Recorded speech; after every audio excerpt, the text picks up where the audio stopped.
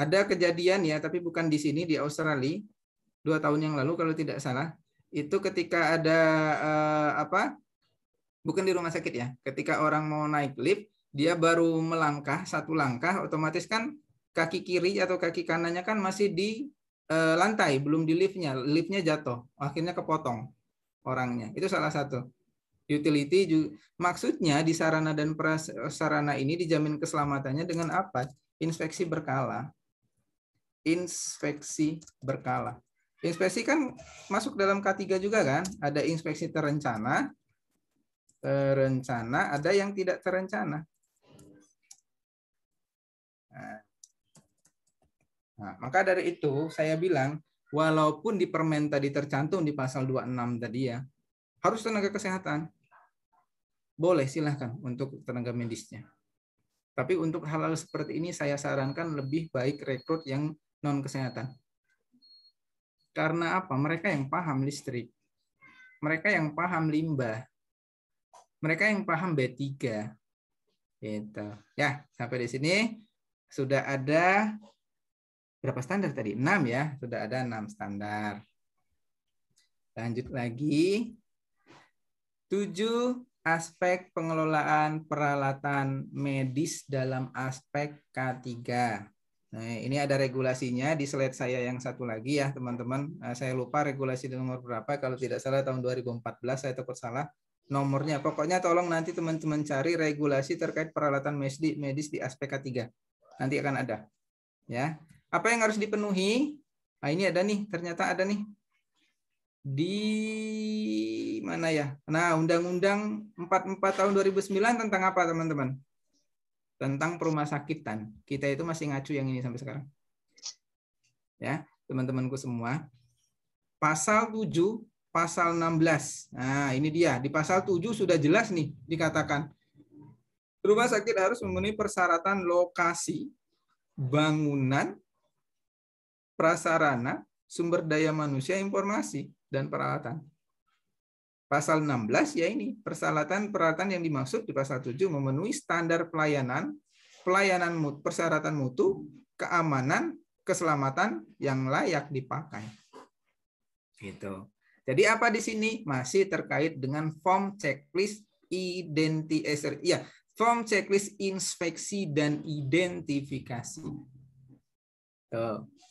Maka kalaupun tadi ada kata-kata hanya fungsional, ya saran saya, kalaupun ada kata-kata hanya fungsional, tolong ditambahkanlah juga gajinya.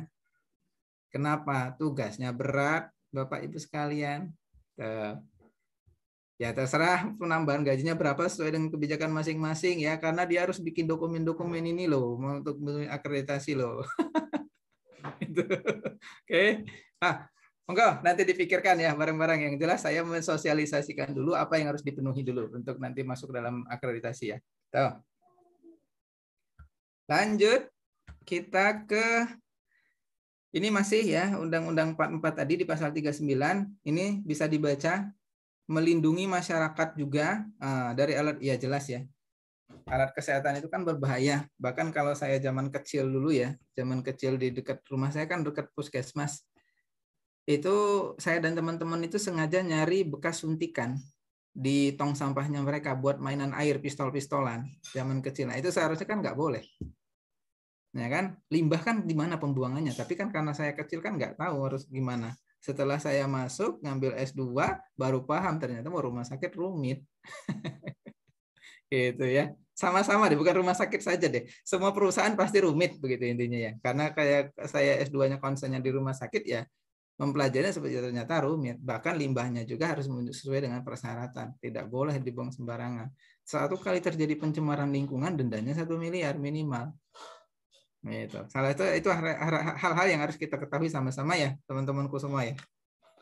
Kemudian ini masih juga tinggal dibaca-baca saja. Nah, ini yang harus dipenuhi untuk standar nomor 6 ini.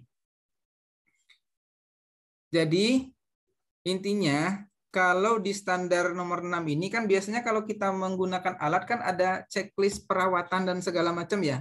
Untuk APD biasanya kita pakai di Permenaker nomor 8 tahun 2010 itu yang sering saya sarankan. Kalau APD-nya sudah tidak sesuai dengan itu, tolong dibuang. Ya, bahkan sekarang tuh sudah ada ergonomi kerja. Nah, itu nanti tolong disesuaikan sepatunya dokter, alas kakinya dokter, alas kakinya perawat itu sudah harus disesuaikan. Jangan yang bukan berbentuk karet, harus berbentuk karet kan ke sekarang itu, berbahan karet kan sekarang itu kan. Itu salah satu utility juga ya itu ya, teman-teman. Nah, apa yang harus kita lakukan? Ini adalah teman-teman buatlah sistem pemeliharaan. Dengan cara apa? Ya bisa terencana, bisa tidak terencana. Intinya begini perbedaannya. Kalau yang terencana, saya tidak akan jelaskan ini ya, nanti teman-teman baca saja ya, seperti yang ini.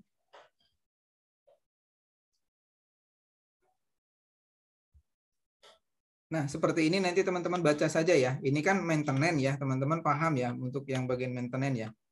Nah, kalau melakukan pemeliharaan, teman-teman harus ada terencana dan tidak terencana. Intinya begini, kalau terencana ya yang ini sesuai dengan jadwal pemeriksaan alat atau inspeksi alat. Tapi kalau yang tidak terencana ini terjadi kekritisan atau darurat. Biasanya contoh seperti ini. Kita ke rumah sakit main ke ruangan oksigen. Ya kan? Kita main ke ruangan oksigen. Tapi kita akan melakukan inspeksi terencana pada jam 1 nanti, ya kan? Nah, pas kita masuk kok ada suara berdecis gitu. Nah, itu harus dilakukan inspeksi tidak terencana. Ini berarti kita melakukan identifikasi, berarti ada salah satu tabung yang bocor. Mungkin seperti itu. Lakukanlah inspeksi tidak terencana. Itu kegawat daruratan, kekritisan. Artinya, teman-teman melakukan pemeliharaan dengan kekritisan ditemukannya hazard baru atau bahaya baru. Ingat dalam Permenkes 66, hazard itu dibagi secara hazard lingkungan, fisika, biologi, ergonomi, psikologi, kimia, 3 lagi listrik, limbah, mekanik. Tuh, itu harus kita paham tuh sama-sama. Kelolalah itu untuk pemeliharaan utility ini. Ya, sehingga kalau ini sudah dipelihara, ya setidaknya kita nyodorkan alat-alat pemeliharaannya. Ini Pak Asesor, ini loh alatnya. Ini loh form yang sudah kami lakukan pemeliharaan alatnya. Ini mulai dari tanggal berapa sampai tanggal berapa sudah ada semua. Boleh saya observasi, kata asesor. Boleh Pak, silakan. Di sana tercantum di apar tersebut, misalkan, atau di ruangan ICU tersebut, atau di monitor ICU tersebut, atau monitor jantung, tercantum kapan penilaian. Tapi ingat, walaupun nanti agak ngarang, ya, disesuaikan form yang nanti disodorkan ke asesor, disesuaikan dengan checklist yang ada di monitornya ventilasinya tersebut. Jangan sampai di monitor ventilasi checklistnya itu tanggal 16 September yang disodorkan ke asesor tanggal 17 Oktober gitu kan. Itu kan wah ini ngarang nih, pasti seperti itu kan mungkin ya. Nah, maka nanti akan ada temuan minor. Itu yang harus kita tahu sama-sama ya. Sudah ada 6, kemudian apalagi ini siklus pemeliharaan tinggal dibaca saja ya, ini sesuai dengan kebutuhan rumah sakitnya masing-masing. Terserah mau siklusnya seperti apa, mau dibikin sesuai dengan kebijakan seperti apa, itu kebijakan dari rumah sakitnya masing-masing. Terakhir itu adalah ini IRP, Emergency Response Plan. Nah, ini di K3 dipelajari ya, Emergency Response Plan ini ya. Itu nah, kalau bingung nanti silakan konsultasi sama teman-teman yang di K3-nya, monggo. Gimana sih Pak Emergency Response Plan? Yang jelas ada yang teman-teman harus siapkan. Nah, apa yang harus kita siapkan? Di sini kalau di sini tujuannya ini ya, kerugian fisik, mencegah kerugian jiwa, mencegah operasional, mencegah material, mencegah kerusakan lingkungan dan citra RS. Nah, seperti teman-teman ketahui, 3 penyumbang dasar dari kecelakaan kerja itu nomor 1 itu adalah psikologi tenaga kerja atau perilaku tenaga kerja atau unsafe action. Itu kalau secara jurnal yang dikeluarkan oleh USU Universitas Sumatera Utara itu mencapai 75% penyumbang kecelakaan kerja. Yang kedua baru lingkungan kerja. Lingkungan kerja tadi yang sudah saya sebutkan ya, Nah, lingkungan kerja ini ada regulasi lagi. Tadi ada regulasi berapa tadi? Nomor regulasi di Permenkes nomor 70 tahun 2016. Kalau yang terbaru, yang naker, Permenaker nomor 5 tahun 2018. Nah, itu yang nomor 2, mencapai 23%. Sisanya 2% itu adalah kehendak Tuhan. Entah itu gempa bumi, entah itu bencana alam, entah itu banjir, entah itu angin topan, dan segala macam. Nah, itu ya untuk yang nomor 8. Apa yang harus disiapkan? Ini dia.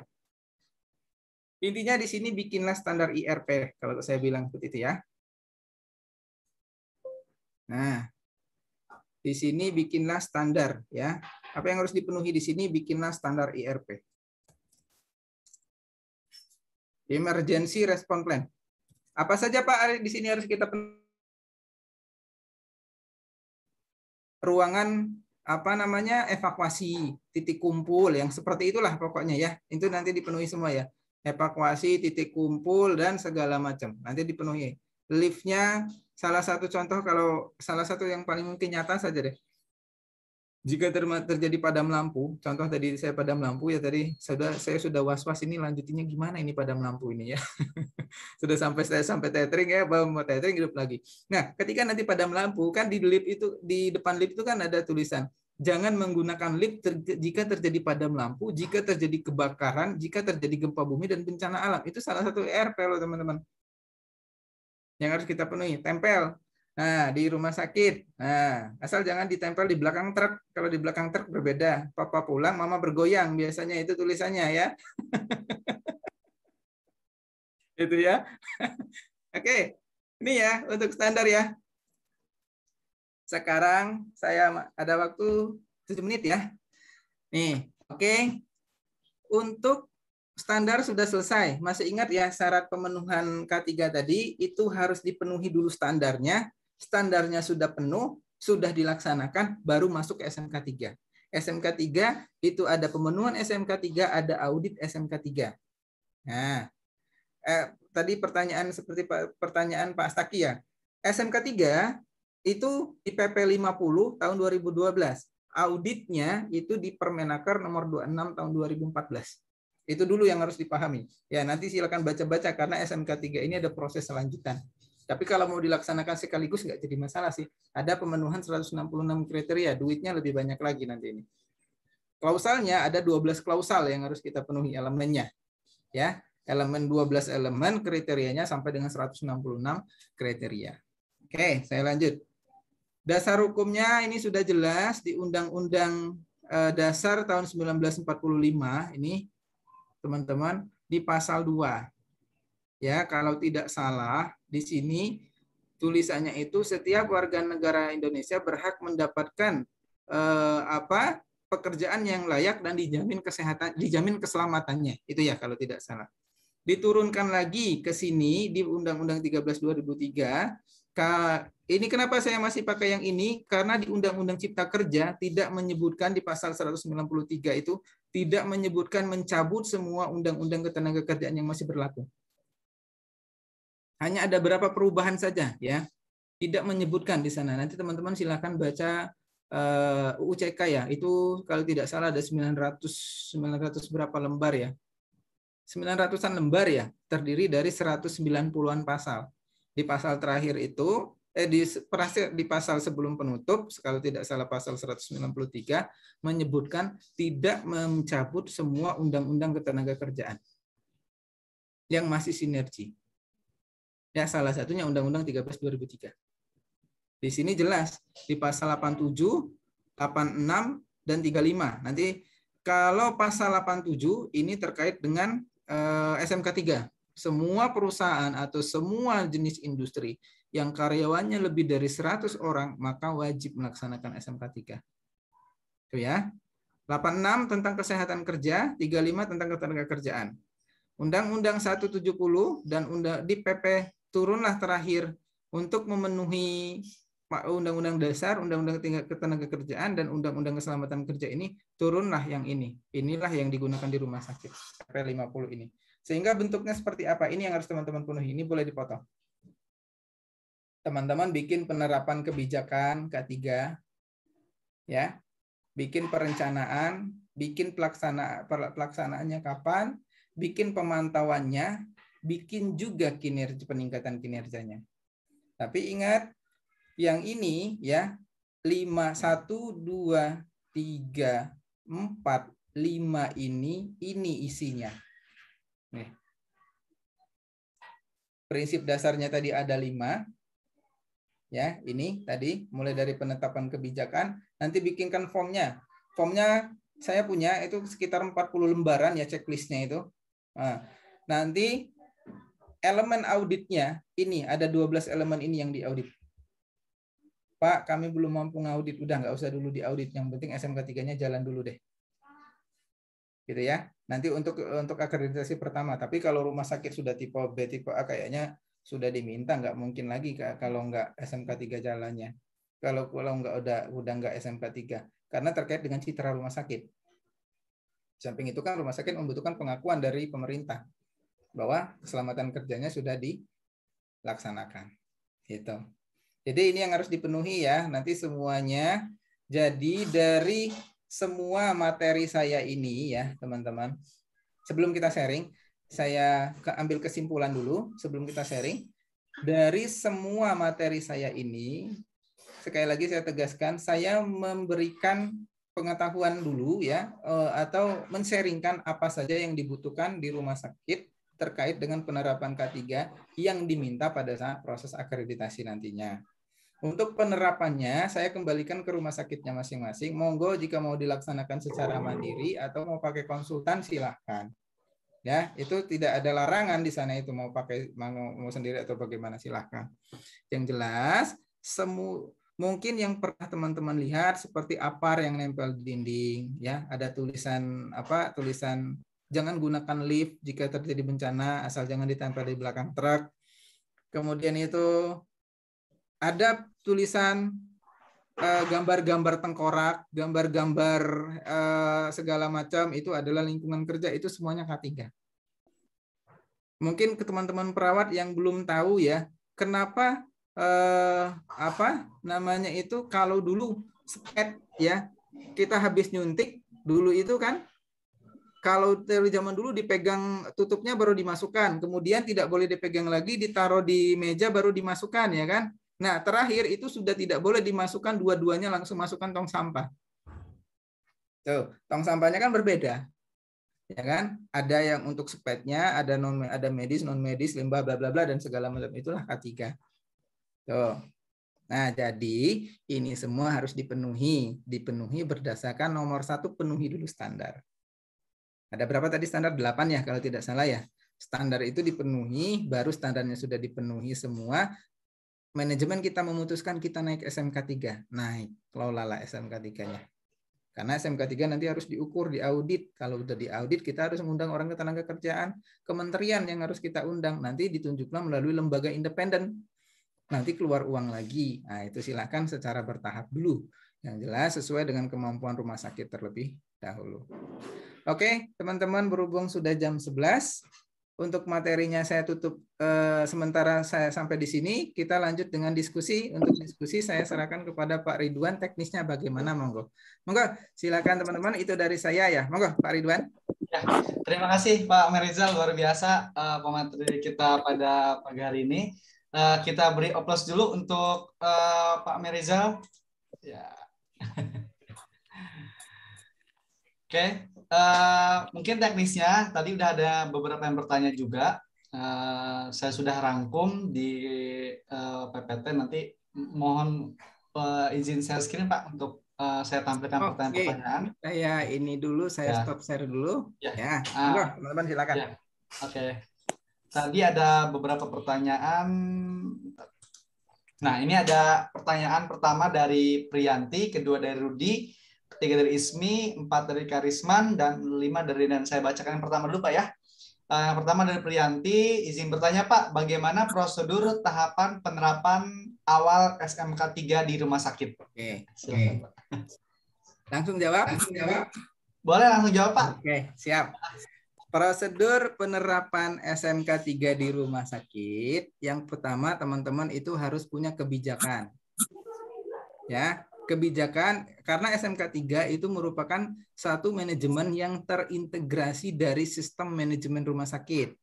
Yang pertama punya kebijakan, ya, disusun oleh pihak manajemen biasanya. Baru nanti ada penerapan, ya, rencana penerapan. Rencana penerapan itu harus ada yang dibutuhkan. Salah satu adalah SDM yang terkompeten, yang berkompeten. Salah satu SDM yang berkompeten itu adalah yang memahami tentang K3. Baik itu ahli K3 umum, ahli K3 rumah sakit. Ya, karena di sana saya sebutkan sekali lagi, untuk standarnya boleh teman-teman ngambil standar dari Naker, boleh teman-teman ngambil standar dari BNSP begitu ya. Dua-duanya legal, dua-duanya dibutuhkan oleh rumah sakit. Nah, setelah SDM ada, baru kita masih tahap kedua ya. Jadi ada 5 tahap ya pelaksanaannya ya. Nah, tahap kedua tadi masih di tahap kedua baru kita rencanakan. Nah, kalau kita seorang perawat kan rencana intervensi, kalau ini rencana K3, rencana SMK 3. Tuh ya. Dibuatkanlah rencananya apa saja, rencana SMK 3 itu. Ya, apa yang mau diaudit. Nah, 166 kriteria sudah mampu semua belum? Kalau belum mampu ya berapa kriteria silakan. Baru tahap ketiga itu adalah pelaksanaan. Pelaksanaan itu mengacu dari perencanaan. Gitu ya. Pelaksanaan mengacu dari perencanaan atau implementasi kegiatan SMK 3. Baru selesai kegiatan implementasi SMK 3, kita evaluasi.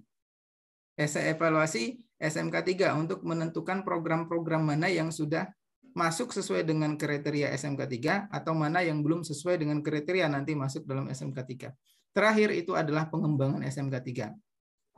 Nah, tujuan akhir dari SMK 3 itu adalah mendapatkan sertifikasi dari Kementerian Ketenagakerjaan bahwa rumah sakit sudah menyelesaikan namanya SMK 3. Maka untuk melaksanakan itu, rumah sakit harus melaksanakan proses audit klausal-klausal yang dibutuhkan ditentukan dengan pemenuhan dokumen-dokumen sesuai dengan kriteria. Jadi ada 5 tahap ya. Itu pembuatannya. Oke, terima kasih Pak. Mbak Priyanti, apakah sudah terjawab untuk pertanyaannya? Sudah cukup Pak, terima kasih. Oke, kita lanjut Pak ke pertanyaan kedua Pak ya. Karena ini waktu juga sudah mulai selesai. Pertanyaan kedua itu dari Pak Rudi Pahlevi, saya bacakan. Apakah rumah sakit juga sama dalam mendapatkan bendera emas atau perunggu yang telah memenuhi kriteria 16.6/122 dalam penerapan SMK 3 rumah sakit? Jelas, mendapatkan 3 kriteria. 166 emas, 122 perunggu, 64 perak biasanya seperti itu. Jadi ada 3 kriteria, 166, 122, 64. Biasanya seperti itu. Sama, mendapatkan bendera juga. Oke, Pak Rudi, gimana? Sudah terjawab, Pak? Makasih Pak, sudah terjawab Pak. Sama ya, karena kita masih satu peraturan ya, peraturan dari kementerian ya. Oke Pak. Oke, selanjutnya paham nih soal ini ya. Monggo silakan yang ketiga. Yang ketiga dari Mbak Ismi ini, apakah P2K3 wajib ada dalam komite K3RS? Fungsi dan tugasnya bagaimana, Pak? Oke, ini pertanyaan biasanya baru mau memulai K3. P2K3 wajib ada dalam komite K3RS. Silahkan mau namanya P2K3 atau mau namanya komite K3RS. Saya persilakan mau penamaannya masing-masing. Asal jangan tim. Kalau tim saya bilang itu kemungkinan di bawah komite. Ya, kalau tim nanti kan tadi yang saya contohkan kepada Pak siapa tadi yang bertanya tadi ya? Askari ya. Astaka. Nah, Pak Astaka tadi ya, itu contohnya. Nah, nanti silakan mau penamanya P2K3 atau Komite K3RS, yang jelas regulasinya itu menganut regulasi 4 tahun 87. Tugas dan fungsinya itu mulai dari perencanaan K3 sampai dengan pengembangan K3. Kalau sudah perencanaan, berarti semua perencanaan tadi terkait program-program ya, dibuatkan semua. Ingat, silahkan jangan terfokus pada tenaga kesehatan saja. Rekrut juga yang dari kesehatan lingkungan, rekrut dari teknik lingkungan untuk pengelolaan limbahnya dan segala macam. Karena mereka yang paham, gitu ya. mengelola seperti itu. Kecuali kalau teman-teman seperti dokter, perawat, bidan yang sudah sertifikasi AMDAL nggak jadi masalah, silakan. Nggak jadi masalah ya kalau sudah sertifikasi AMDAL gitu ya. Tapi untuk pemula saya kira ya bisa dikerjakan dengan P2K3 dulu sebelum nanti naik ke tahap-tahap selanjutnya. Itu untuk fungsinya tadi ya, tadi saya jelaskan. Mulai dari perencanaan ya ada fungsinya masing-masing ya. Pelaksanaan ada fungsinya masing-masing. Kemudian sampai dengan tujuan atau evaluasi ada fungsinya masing-masing. Gitu. Nah, untuk fungsi dan tugasnya teman-teman bisa baca di Permen 4 tahun 87. Di sana ada tugas dan fungsi masing-masing. Yang jelas mulai dari perencanaan sampai dengan evaluasi. Gitu. Oke, Mbak Ismi gimana? Mungkin sudah terjawab Mbak Ismi ya. Oke, lanjut ke pertanyaan keempat dari Pak Karisman. Pak, untuk jenis pemeriksaan kesehatan nakes dan non medis biasanya apa saja? Oke, untuk jenis pemeriksaan kan ada 3 ya, yaitu pemeriksaan awal, pemeriksaan berkala, pemeriksaan khusus ya, awal berkala, pemeriksaan akhir dan khusus. Per 2017 itu ada pemeriksaan satu lagi namanya pemeriksaan pensiun per 2017. Nah, jenis-jenis yang diperiksa itu kalau yang pemeriksaan berkala ya, kalau pemeriksaan berkala itu sesuai ya dengan jenis pekerjaannya. Kalau pekerjaannya di bidang mesin, maka yang diperiksa itu adalah kesehatan telinga ya, kesehatan psikologi dan segala macam. Kalau dia berhubungan dengan laboratorium, maka yang diperiksa itu adalah kesehatan terkait dengan sel-selnya karena berhubungan dengan bahan kimia. Yang jelas untuk pemeriksaan kesehatan tenaga kerja itu yang pertama disesuaikan dulu dengan jenis pekerjaannya supaya tidak banyak memakan anggaran. Masa iya 1000 karyawan kita harus periksa head to toe semua ya kan, dari kepala sampai ke kaki semua, tekor nanti rumah sakitnya begitu ya. Jadi disesuaikan dulu dengan kebutuhan dengan jenis pekerjaannya. Kalau pekerjaannya di bidang listrik ya diusahakan juga pemeriksaan terkait dengan apa? Sirkulasinya dan segala macam, cairan dan elektrolit nanti diperiksakan. Itu para dokter sudah paham ya hal-hal seperti itu. Nah, kemudian untuk non nakes ya sama saja. Mau pemeriksaan seperti itu. Biasanya seperti apa ya seperti itu. Jadi disesuaikan dengan jenis pekerjaannya. Untuk regulasinya, pemeriksaan tenaga kerja tolong dicatat, tadi belum saya jelaskan pemeriksaannya, itu di Permenaker nomor 2 tahun 80. Kalau kesehatan tadi kan 83. Kalau pemeriksaannya itu ada di Permenaker nomor 2 tahun 80. Di sana sudah jelas apa yang harus diperiksa. Nanti tinggal dibaca di sana. Begitu. Tahun 80 ya, nomor 2 ya. Tuh. Oke, Pak. Gimana Pak Karisman udah terjawab Pak ya? Ya, juga sesuai dengan ini pekerjaan. Dan yang kelima dari Mas Danan ini izin bertanya, apakah batasan-batasan untuk K3 dan PPI agar tidak bersinggungan tentang penyakit? Catat regulasinya. K3 kan kita Permenkes nomor 66 tahun 2016. PPI tolong dicatat. PPI itu adalah di Permenaker nomor 11 tahun 2017. PPI ya. PPI ya. Tahun 2017 kalau tidak salah tolong dicatat nomor 11, kalau enggak nomor 27. Tolong dicatat ya. Tuh ya. Tolong dicari yang jelas berbeda regulasi. Yang jelas yang pertama batasannya berbeda regulasi. Kalau K3 itu mencakup keseluruhan ketenaga kerjaan dan semua orang yang ada di wilayah rumah sakit.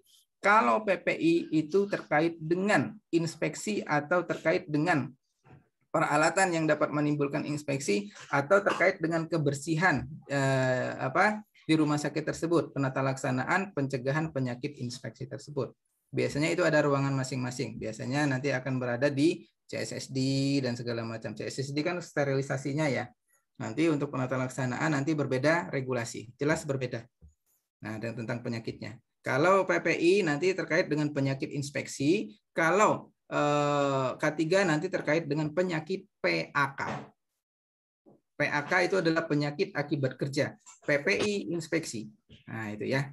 Penyakitnya pasti inspeksi. Kalau K3 nanti berhubungannya dengan PAK. Regulasinya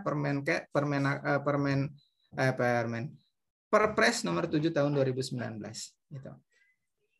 Tuh. Oke, sudah sejawab ya Pak Danan ya. Ini berhubung waktu sudah di penghujung acara, ini saya beri kesempatan untuk satu orang, ini dari RSUD Tarakan Liana. Langsung open mic aja, Mbak Liana.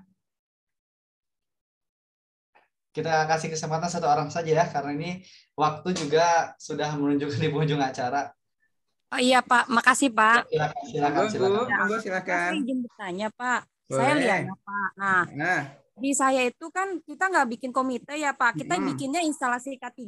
Nah, K3 kita tuh gabung sama lingkungan juga sama Kesling. Jadi instalasi K3KL. Nah, cuman kita itu bentuk struktur organisasinya itu kita belum ada ketua. Jadi ketua kita langsung dilimpahkan oleh bidang penunjang medis. Nah, jadi kita itu nggak ada pembuatan P2K3, kita itu cuma ada PJ aja, PJ K3 dan PJ Kesling, Pak. Nah, itu gimana ya, Pak ya? Jadi, apakah saya perlu wajib untuk membuat P2K3 itu bagaimana ya, Pak ya, untuk masukkan ke tim manajemen aja? Terima kasih, Pak. Pertanyaan bagus juga ya. Sebenarnya begini, yang diminta di dalam Permenkes 66 itu kan wajib menjalankan ya. Kemudian yang dimaksud dengan menjalankan strukturalnya kan difungsionalkan. Ya kan, itu yang menjadi suatu perdebatan kita. Makanya banyak rumah sakit sekarang itu yang melaksanakan, Pak, kami nggak punya P2K3, kami cuma tim saja. Nah, silahkan ya seperti itu. Karena ya memang di Permenkes tersebut menjalankan dia difungsionalkan. Begitu ya. Nah, silahkan mau dia melakukan komite atau nanti P2K3. Kalau saran saya, kalau mau meningkatkan, kalau masih dalam pemenuhan standar akreditasi yang pertama, kan masih ingat yang pertama tadi kita sudahlah yang penting sertifikasi dulu deh gitu. Yang kedua naik manajemen risiko, yang ketiga baru naik improvement ya kan. Nah, kalau masih sekedar dengan yang pertama tadi ya nggak jadi masalah, silakan. Tapi kalau sudah naik dengan nanti di proses manajemen risiko, di tingkat kesadaran direktur kita sudah mulai luas ya tentang ini, maka saya sarankan itu lebih baik menjalankan P2K3 atau komite.